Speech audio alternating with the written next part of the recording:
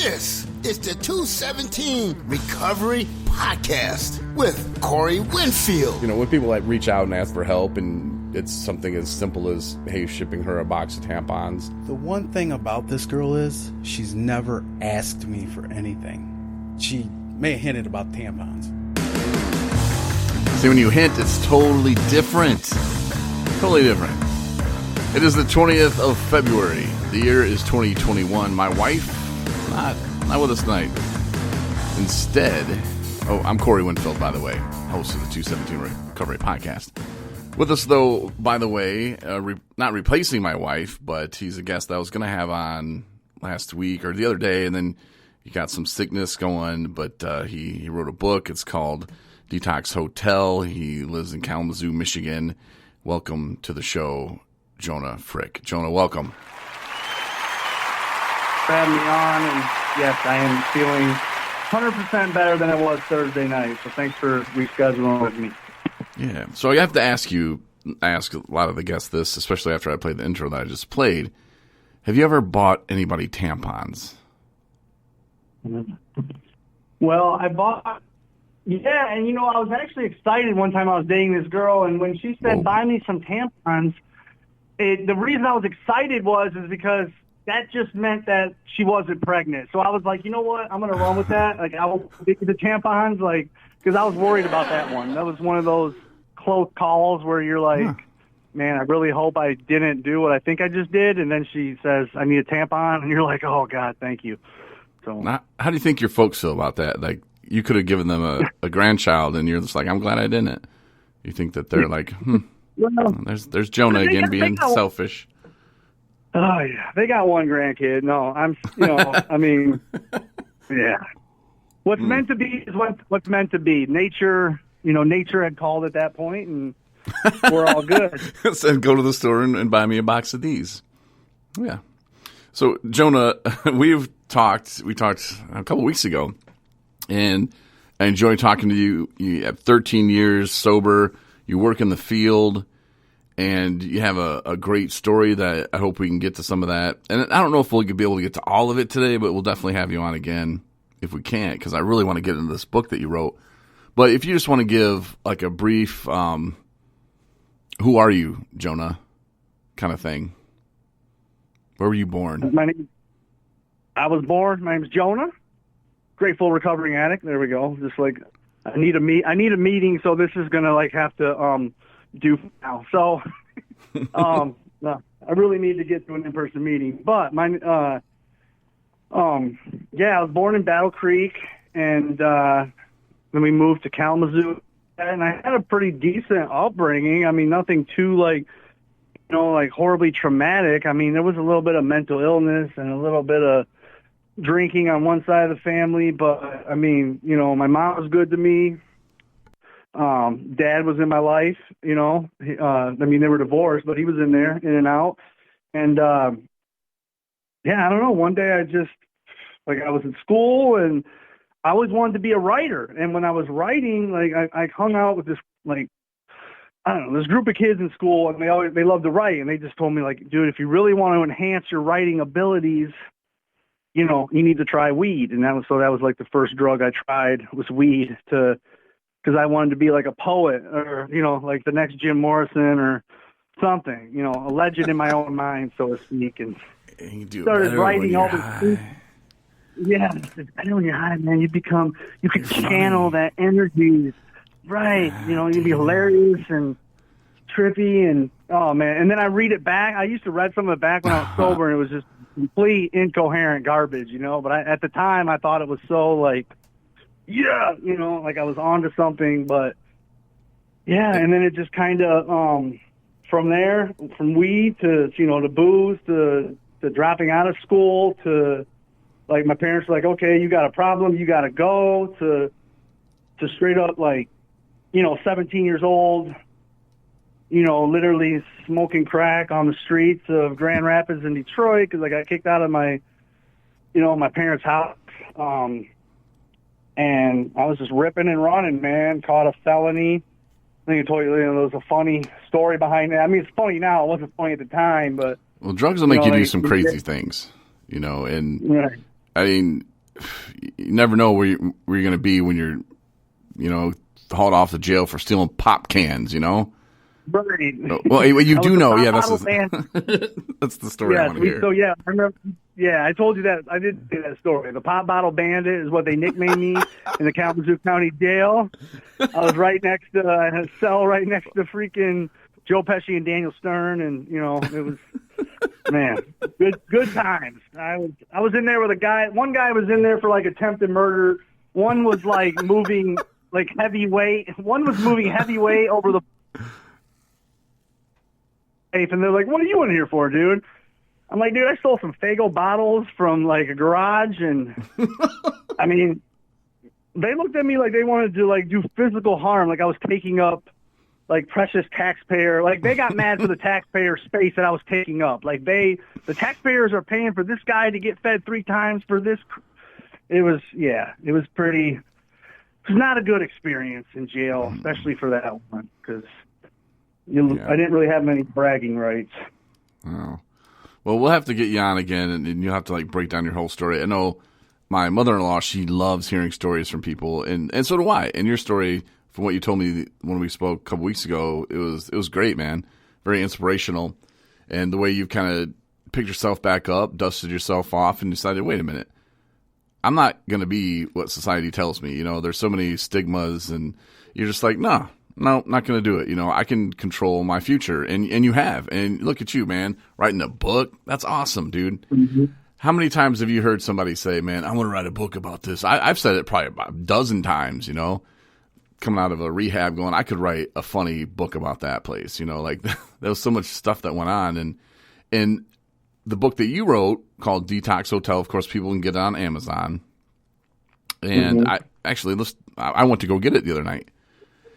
My wife and I were laying in bed, and she was like, I really want to, read that book. And I was like, I want to listen to it, because that's what I do. I listen to it. So I'm on my phone, and I'm trying to get it through Audible. I spent like 20 minutes before I realized I don't have to walk my lazy ass to the office or to go grab my laptop, because you have to, like, subscribe to Audible through, like, a laptop or a computer. You can't do it on your phone, which is really stupid.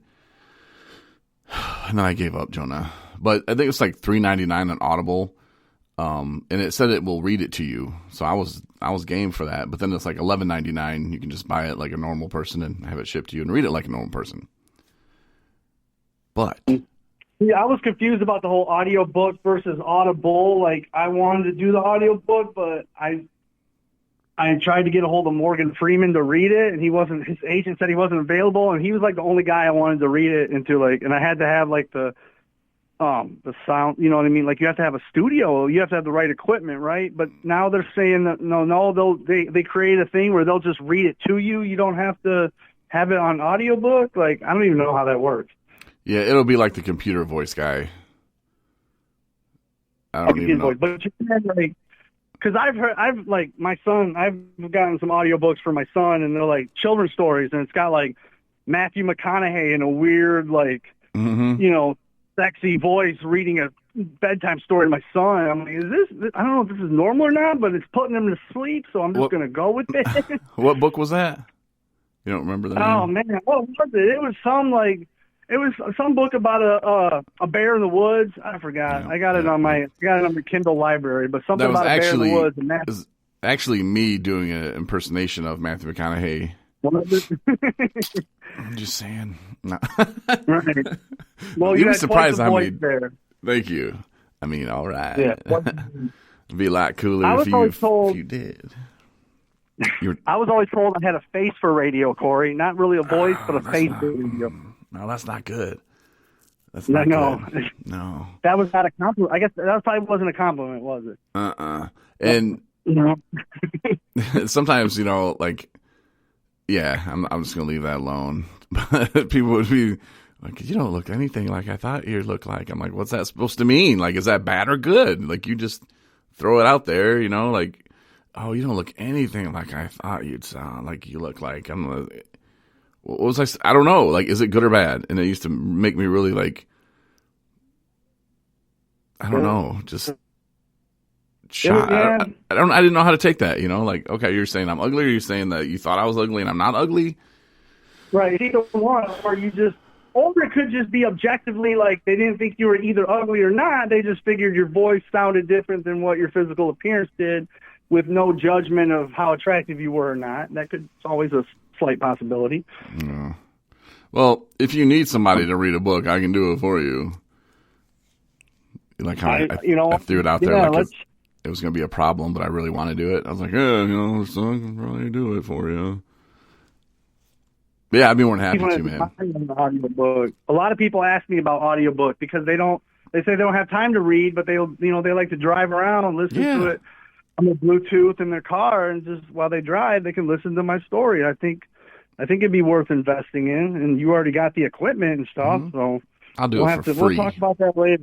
You'll do it for free. I got to cut you something, some of the royalties or something, man. Whatever. We'll talk later. We'll figure out all the details. I'll have my guy reach out to your guy, okay, and we'll make it happen. Yeah. That's what I meant. I mean. So I do want to read some reviews now. I don't know. I would probably lose my mind if I had a book on Amazon and it's like, okay, then the reviews start coming in. I would be like, oh, what do they think? Mm-hmm. And they're good so far, man. They're really good. Yeah, there's a couple 2 stars on there, but they didn't leave like an actual like written review and whatever. I mean, of course, that like all 5 stars, and then you have a couple 2 stars, and my mind's like, who was that? What's wrong? Why don't you tell me I want to know, give me constructive criticism. What was it about it you didn't like so I can know for next time? I don't know. But yeah, there was a lot of good reviews.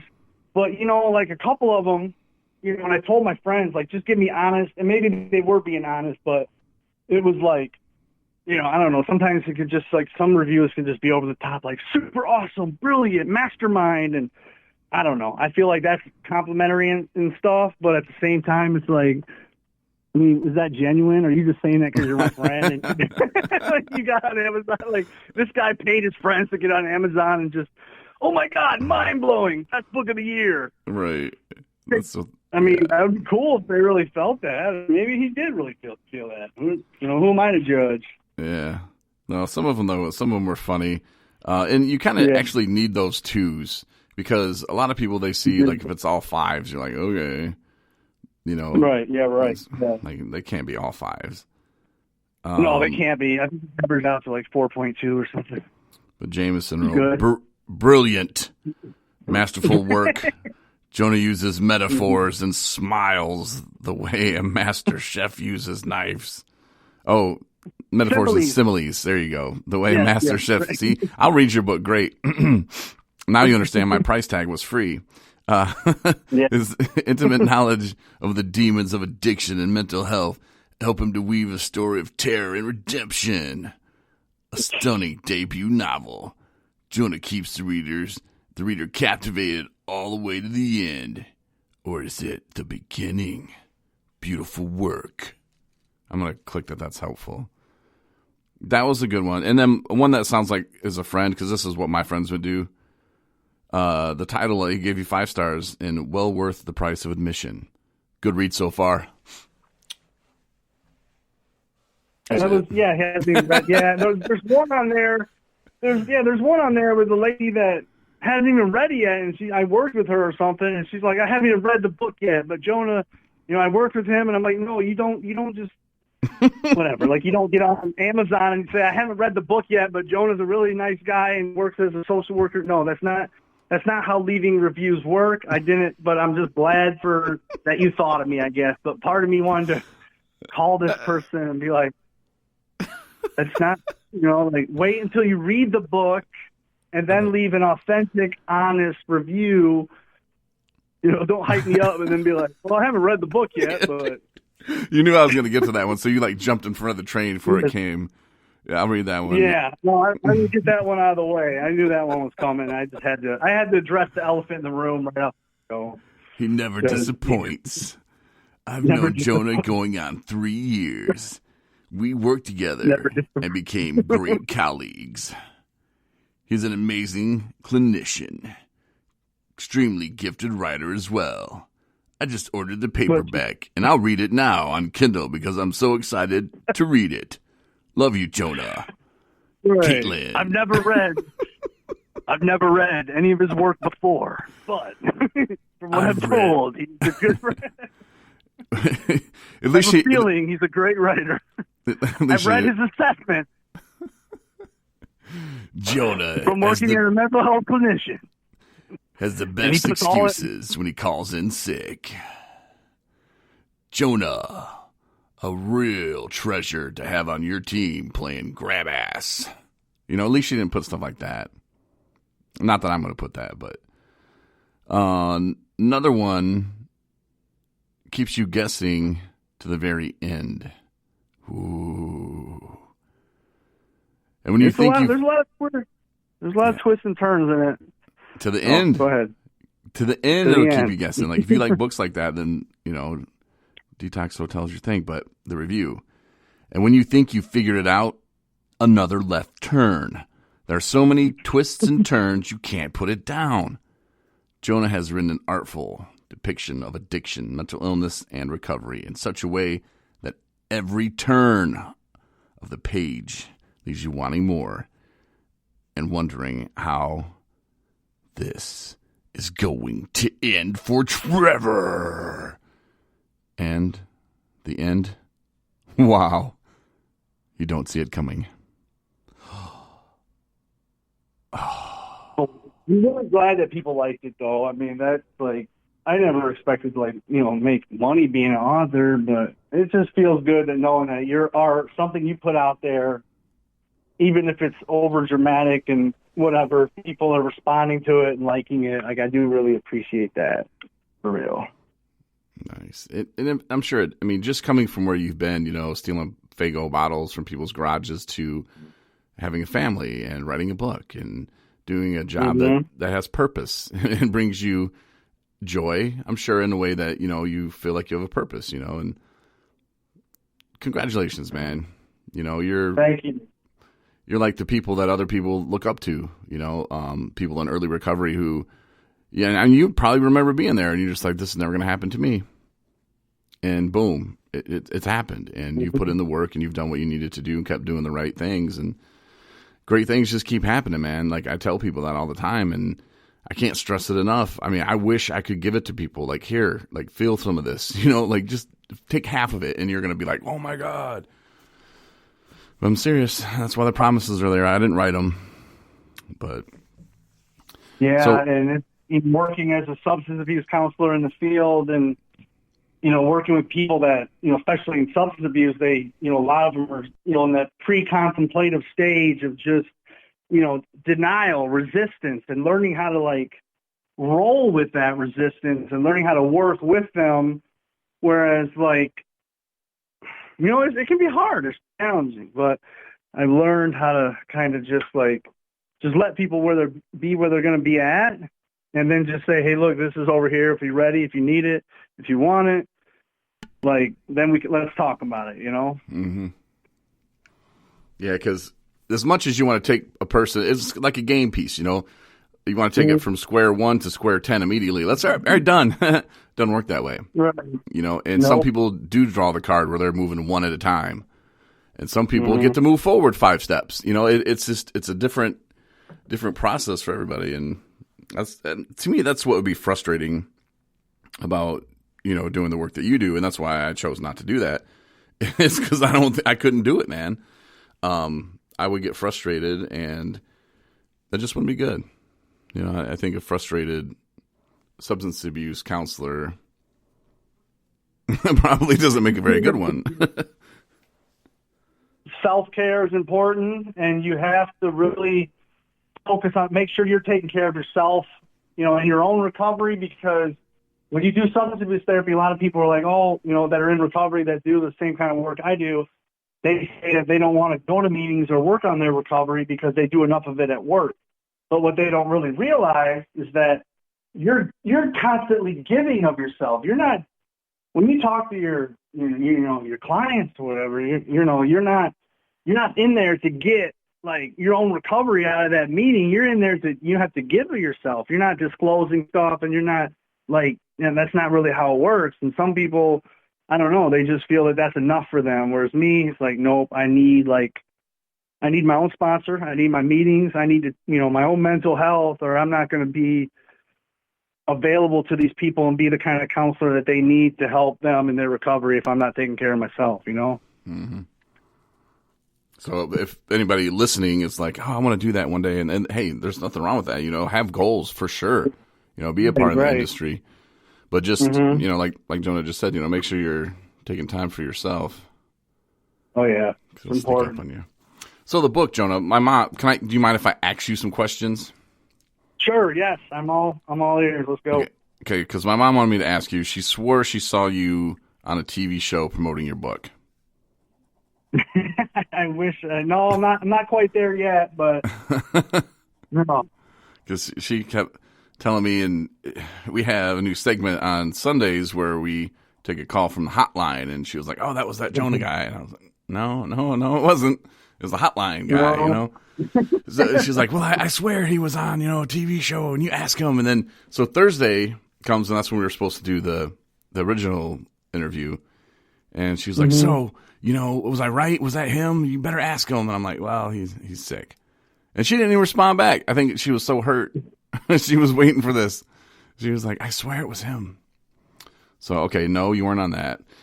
And the question for me, are some of these characters in the book based on actual people that you've met in treatment centers, whether when you were in treatment or just passing through the halls? So the main three characters in my book are based on, the main guy, Trevor, his stuff is based a little bit on me and my, where I came from and some things I experienced being homeless in Detroit, Grand Rapids, hopping from couch to couch, sleeping in abandoned houses, and the kind of the crazy stuff that I saw and, the places I went, just, oh man, mind blowing, today to think about it, but it was my reality. And, so instead of just writing a book about my life, like a lot of people do, like, oh, I'm going to write an autobiography. I thought about doing that. But then I was like, no, you know what? I'm going to weave it into a story. You know what I mean? Mm-hmm.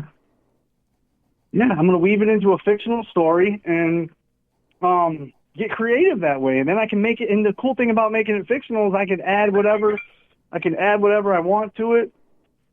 And it can have any kind of ending it wants, and I can leave, I can fabricate it a little bit because it's only going to be part of my story, and it's going to be a little bit layered in there without having to tell everything, every piece of trauma and everything that I went through, and so and that was kind of cool. And then some stuff that maybe some stuff that I wish would have happened that didn't happen, I could throw that in there too, and there's something about a girlfriend that I had for a long time. Some of her stuff is in there.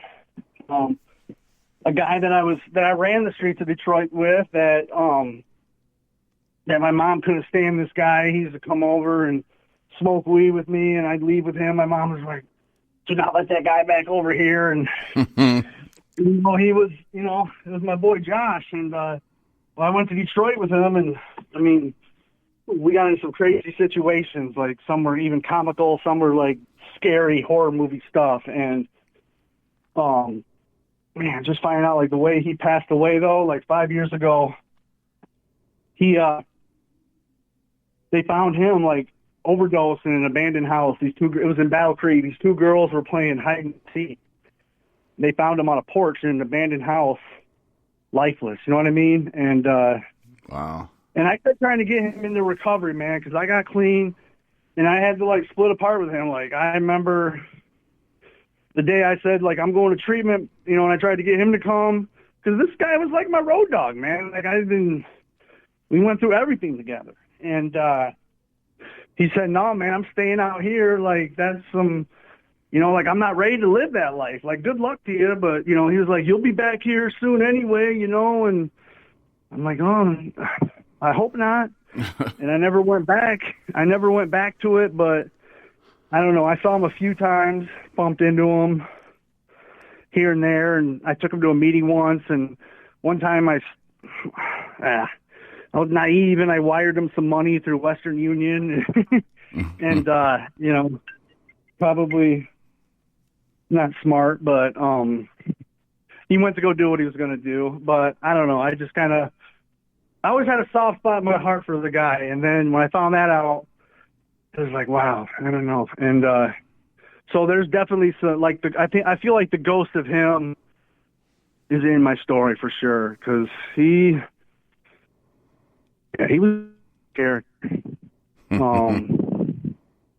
Yeah, he lived the kind of life that, like, where he grew up was a way that was so, like, just so wild, like, just with parents that were just, in the thick of things. Like, he grew up into this, like, crazy household of just chaotic insanity. You know what I mean? Where I came up, semi-normal, and I decided to go to smoking weed, where he was, like, born into this just, like this, I can't even describe it, but it was an intense family, and he had an intense background. He was a very smart individual, and it was just sad that he chose to end his life that way, just knowing that there was another way out there. So yeah, it's addiction, man. It's tough. I don't know what makes people choose not to. I had a guy reach out to me just a little bit ago, and he said, hey, man, I've relapsed hardcore, and I want to get back into rehab in April. Wait, huh? Like, it's February 20th. Like, what do you mean April? Well, I've already, paid my rent. And I'm like, dude, but you're going to keep drinking till April. Like, you are going to be throwing away money. Send it to me or burn it. Like, that's what you're doing.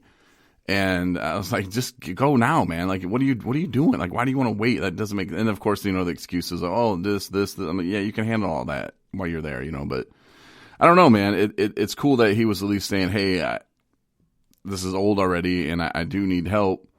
That's great, and then actually going is another thing. And nothing I can say, he's going to do whatever he's going to do on his time, and that's fine. But I just wish that, like I said earlier, if I could just give half of this feeling away to somebody who's in that desperate despair, no hope mentality, just to kind of get them a little spark, like, hey, man, this is out there. But I don't know. So they have to get it when they're ready, like you said. Yeah. But that's why I couldn't do what you do, because I would just get too frustrated. Like with our rides, our 217 recovery rides that we do, and we help people get to treatment, stuff like that. I was talking to a guy the other day, and I was like, yeah, like all the rides we've done, they've always been there. Like when we show up, boom. Like I don't even think about, oh, this person might not be there. They might not come out to the car, and every time until today, I was like, oh man, I jinxed myself, because it was just like 2 days ago I was talking about that to this guy, and I'm like, yeah, I totally jinxed myself. But then it's like, why wouldn't the person, why wouldn't they? And it's just like, I don't know, they weren't ready, but a phone call would have been nice. They could have shot me a text, hey man, yeah, that 8 a.m. pickup's not happening. Okay, thanks. But it is what it is, yeah. And hopefully they can figure it out some point down the road and get to treatment or whatever. But so, Jonah, now that you're a famous author, has your colleague, Caitlin, does she like buy you lunch? Does she treat you different now, or? Oh, the one I left the review? Mm-hmm. Oh no, she doesn't even work with me anymore. She like moved to Muskegon and got a different job, and like I haven't seen her in like 6 months, but she was always really nice to me at work, and I don't know, she's listening right now, thank you for everything, but I haven't talked to her in 6 months or really anything, so that did kind of surprise me, but she was always really nice to me. But then she stopped working I worked for Summit Point in Battle Creek, and she went up to work as a CMH up at Muskegon, I believe. Now, who do you guys service the most? Like people from just Kalamazoo, Battle Creek? Is it all over? In Calhoun County, but I live in Kalamazoo. But it's like, I don't know, Battle Creek, Marshall, Albion. Those are pretty much like the top 3 towns that are in that in that county and then anywhere in between. Okay. Yeah. And is it an inpatient treatment? Oh, no. It's just an outpatient, like just one-on-one outpatient. We do IOP. Like I said, we used to have that recovery center, but that's changing right now. They do have one inpatient place in Battle Creek, but I don't know if they take Medicaid. They take like a weird insurance, but I don't know. I've heard it's called A Forever Recovery. Are you familiar with that one? I believe so. Like the owner's name's Charlie or something. Yeah, I don't know if it's true for the establishment now or the whatever the current administration is, but they used to be ran by Scientologists, and they had their own different of treatment and therapy, and some people had different experiences coming out of there, which I'm not sure if they run it that way or not, and I'm not knocking any organization that. Disclaimer that runs Scientology groups, but I just felt that was very interesting, and it was kind of like off the grid and off the map. Like I didn't hear about it until I started working with some people that had been in the field for a while. Well, that just kind of opened the door to a lot of different things in my mind. Like, is there like treatment for like little people? There probably is. Well, I know there has to be, right?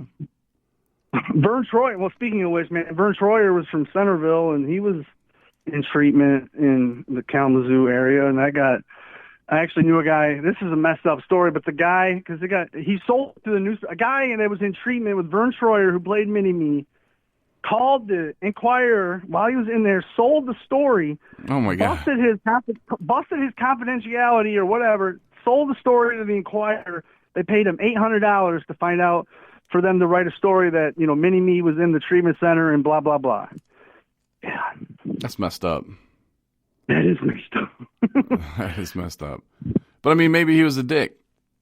Right. Yeah, the guy just wanted to... He could have been. I mean, he was I don't know. he was kind of a dick in the movies. He was little Dr. Evil's little sidekick. Could you imagine him could you imagine that guy going through Detox? Like, oh, God. No. Did you see him on The Surreal Life? Pretty in there with like a bunch of Kalamazoo heathens. It blew my mind. It was a true story. He was like peeing on the wall, like that show on VH1 called The Surreal Life. Or is it the B-listers? He was The Surreal Life. Anyway, the show, he was on there, he was like drunk, and you could tell he had a problem. He's like peeing on the wall and stuff, like drunk, thought it was the bathroom, and like one of the Brady Bunch guys was like, yo, what are you doing, man? He was like, I. And then he actually went up to, my favorite radio station is 1310, The Ticket in Dallas, and he went up to the studio, and then I guess the handlers is what you call them, came in, and they're like, all right, whatever you guys do, don't touch them, don't pick them up, blah, blah, blah, blah, blah. And they're like, yeah, okay. Well, one of the hosts wasn't there for that meeting, came in and was like, and Vern Troyer was trying to get up on the chair, and he just like went to pick him up. I guess he flipped out and like tried to punch him and bite him, and the host was like, whoa, man, calm down. Like, I didn't even hear that. What are you talking about, So it could get a little hairy, but that doesn't mean you call him, get $800, like that's kind of silly. I wouldn't recommend that. Yeah, that was pretty... I mean, but addiction will take you to some crazy places and having you doing things that, you normally would not be morally favorable, to say the least. Because, treatment centers, there's a lot of people that are afraid to go to them anyway because they're like, I can't tell anybody this. And then when you get in there and you're feeling safe that, okay, I can open up now. Sometimes it takes a week. Sometimes people never even do it the whole time they're there. They still just, oh, no, I'm fine, man. I got a job. And I was the same way. But when you see people come through like that, and I'm sure you do too with your outpatient, where it's like, nah, man, I'm just here because I got, OWI and I'm good, man. No, I got a house. I got a job. I own a business, man. I'm doing so good at life. That's why I'm here, And you're just like, yeah, man. And of course, you've heard the saying, nobody comes in on a winning streak. And, oh, no, man, I just got wrong place, wrong time. And I'm sure that does happen, but I was the same way, man. Oh, no, I'm on the radio. I have a job. I have a house. I'm not like you people. I'm better than that. And tried to play it off. But then after a while, after like the 6th, 7th, 8th time in treatment, you're like, you know what? I'm actually meeting some really cool people in here, and this is kind of fun. And it became fun to me. And when I was determined to have fun in recovery is when it became fun to me. You know, and even if I had to go again to treatment, you know, of course I wasn't in the best of moods going in when I walked through the doors. But when I got there, I was like, all right, man, I can either sit over here and pout and be mad at myself and say, I can't believe how stupid I am again. I hate myself. I want to die. Or I can pick myself up and just make the most of the situation here and figure out what I can learn about myself that I had missed the last time I was here. Which some people will say, well, if you weren't having so much damn fun in there, Corey, maybe you would have paid more attention. I don't know. It's kind of a double-edged sword, maybe. I don't know. But I had fun, so. Yeah, man. People, the things, the rationalization and justification or levels of denial that people have when they are literally at like a bottom that everyone else can see, but they can't, is just, yeah, it's beyond me the things they say. And I've heard it, you know, if I had a dime for every, I still got a job. I'm a functional, you know. Mm-hmm. Alcohol makes me, makes me a better driver or something. Yeah, I've heard of some crazy stuff. I don't know. Like I just haven't, like you have 3 DUIs and been to prison twice, and now this is your last. Like they're gonna send you back if you don't complete treatment, and you're telling me you're a social drinker, and it's not a big deal, and you only like to watch. You just like to have a couple brewskis when you watch the Super Bowl. I mean, you're telling me that on one hand, but on the other hand, like, yeah. Yeah, what you're saying is not really adding up to what you're doing. Like that sounds great, yeah, but don't think that's the reality of the situation. And I noticed you said something earlier too when you were talking about when you were younger and you were smoking weed. You did it, and you're like, oh man, this makes me a better writer, and I can, open my mind up. And then you'd see it later and go, what was I thinking? Like that's the dumbest stuff. I used to, and that I think started me off on the drinking thing because the station I started at, there'd be there was like a barn out in back, and they had like beer and stuff in there. And one of the guys was like, "Hey man, have some beers before you go on." So I was like, "All right." And then maybe I had a phone call that day, and then went to a party afterward, and someone was like, "Hey man, that phone call was funny, bro." And I'm like, "Yeah, it was." And I just thought, man, it's because I was having a good time. I was drinking, and so I used to think, man, I got to have a couple of beers before I go on the air because it makes me funny, it loosens me up. And then I heard a commercial one time, and it was so embarrassing that I was like, never again. I'm never drinking on the air again. Like, that is the dumbest thing I could have ever done with my life, and I can't believe I haven't been fired. And that was, when I realized, like, what I put above drinking was my career in radio, and that was it. That was the only thing. Now, I did come in hungover, and I sounded like crap probably because I felt like crap, but I never drank on the air again, so... once you realize and start looking through some of your stuff or hearing your stuff when you are under the influence, you're just like, yeah, that's not so good. Maybe I'm not so funny. Or, maybe those deep thoughts were a little too deep or they didn't make any damn sense. But to catch that, like, early on after you were able to catch that, though, after, like, one mishap of hearing yourself or seeing yourself on air or whatever, whereas a lot of people...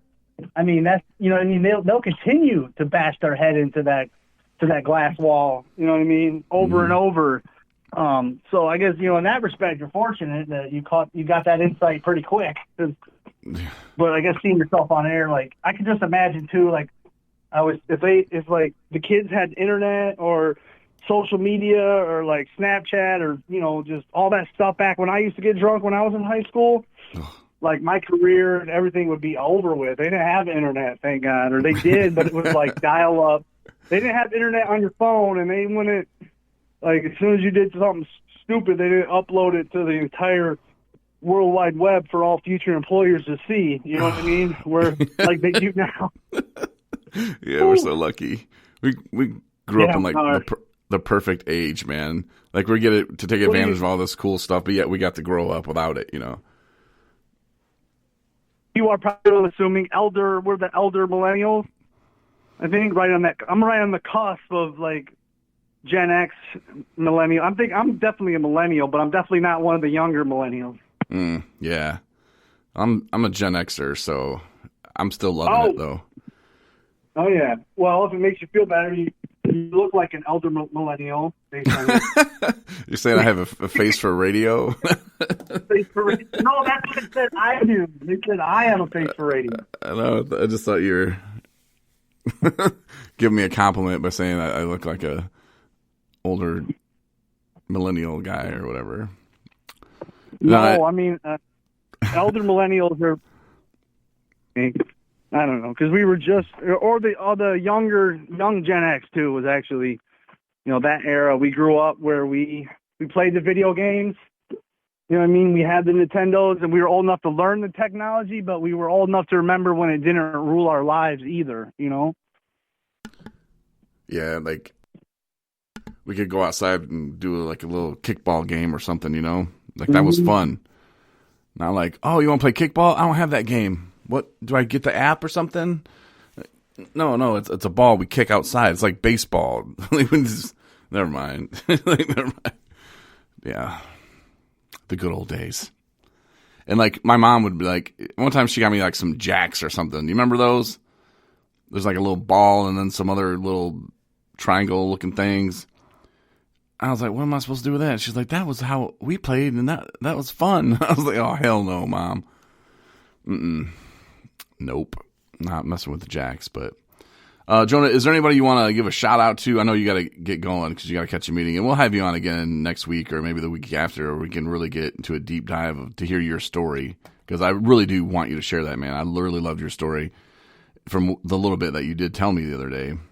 But I figure, man, there's somebody listening, maybe some more publishers or anybody wanting to sign you to a deal. Out there, and I got JonahFrickAuthor.com is my website. I got Jonah Frick Author on Facebook. There's a link to my book on there. Check it out. Also, just my sponsor. I give a shout out to him. I'm not going to identify him by name because we are anonymous, right? But all my brothers and sisters in recovery, and my family, and my biggest one is my son. Like, dude. My son's kept me going, learning how to be a full-time single dad in recovery has not only kicked my ass, but has made me like just completely grateful and humble, and taught me like complete like selflessness. So if he ever grows up some days and actually understands what a podcast is, or what a book, what that his dad wrote a book or whatever, listen to this, I just want him to know that like, straight up, like just knowing I have him has saved me from sometimes making some very probably choices that I would later regret, but I knew that I had a son and I had to, you know what I mean? Like stay on track. Like he's kind of like my saving grace for real. So yeah, that's about it. Good deal. Well, my thanks girlfriend for Kat, she's cool. I gotta throw a shout out to my girlfriend Kat. I can't believe you almost forgot she's that. Awesome. Right, I would not forget that. Save the best for last. You're so close. I was already giving you the wrap-up music. Right. No, but thanks, man, for being on. And like I said, if you wouldn't mind coming back on again when we have a little bit more time and, just telling your whole story. Yeah, definitely, man. I appreciate it. Yeah, thanks again, Corey, for having me on. And, I look forward to talking to you again, man. Take care. Cool. Jonah, talk to you later, man. All right, see ya. And that is Jonah Frick. He's the author of Detox Hotel, and like I mentioned, the book is on Amazon. And if you want to, like, if you're like me, I want it read to me. And I tried doing that with the Audible app because you get like 30 days free trial or something, and you get like to download a book for free. And that's what I was going to pick. And I was trying to do it for my phone. It wouldn't let me. And then I realized, oh yeah, I have to do that from the computer in order to sign up for Audible, that is. So otherwise you can just order it. It's $11.99. It's not too bad. Make a good gift. But it looks awesome. It's dealing with addiction, recovery, ghosts, time travel, I even heard. And I like all those things. Well, I don't really like addiction, but I like where my life is after addiction. So definitely going to be checking it out. And Jonah, when we have him back on in a couple weeks, some of the stuff he was telling me the other day, it was so hilarious. like his pop bottle story where he got thrown in slammer, like just the way he explained it about the cops and how they caught him, and he just looks back at it like, what an idiot, man. And then being thrown in jail, like he kind of briefly mentioned in the interview there, and like, what are you in for, man? Well, I grabbed these bag of pop bottles on these people's garage, and now I'm in jail, you know. But that might have saved his life, you know. He'll tell that when he tells the story in a couple weeks. But yeah, thanks for being on, Jonah. And Jonah and I, when we spoke a couple weeks ago, kind of set up tentative plans for something that we want to team up to do in Kalamazoo. So, that being said, stay tuned for details, because I really want to do it, and I think it's going to be amazing. We just have to do 2 little minor things, which turn into one major thing. But having that done, we'll be able to roll with it. And yeah, like I said, details coming soon. Coming soon is our coffee, 217 Recovery Coffee. We have the testers in, so we just got to figure out what kind we want to sell. And they're all like gourmet coffees. They're going to be delicious. Tomorrow we're having the testing of it. The board members, some of the board members coming over, and we're going to have coffee and then design a logo for the bag, and they'll be sold. So look for that coming soon as well. 217recovery.com is our website if you need resources. There's tons of resources up there. If you're in Michigan, you can go there, and there's stuff from, like, if you just got out of jail, prison, whatever. There's stuff that help you get going. We all know that it's unfair, and they want to punish you that way to teach you a lesson. You know, that when you get out of prison, life's going to be harder, so that'll deter you from even doing it. You know, but that doesn't work that way with addiction. So there are places out there and people out there that do help. Like I said, it's on our website under resources, it's on our app too, 217 Recovery. You can get the app from the App Store, the Google Play Store, and still working on the app to be published again for the iPhone. They said it would be a couple weeks, but if you go to the audio button, which is at the very bottom, which I guess if you have an Android, you have to kind of scroll up to go to the very bottom. It works fine on Android, sort of. But if you want to hear audio that way, you can. So anyway, I'm out. I'll talk to you tomorrow. Have a good day or a good night, whatever it is. Be safe. Stay sober. See ya.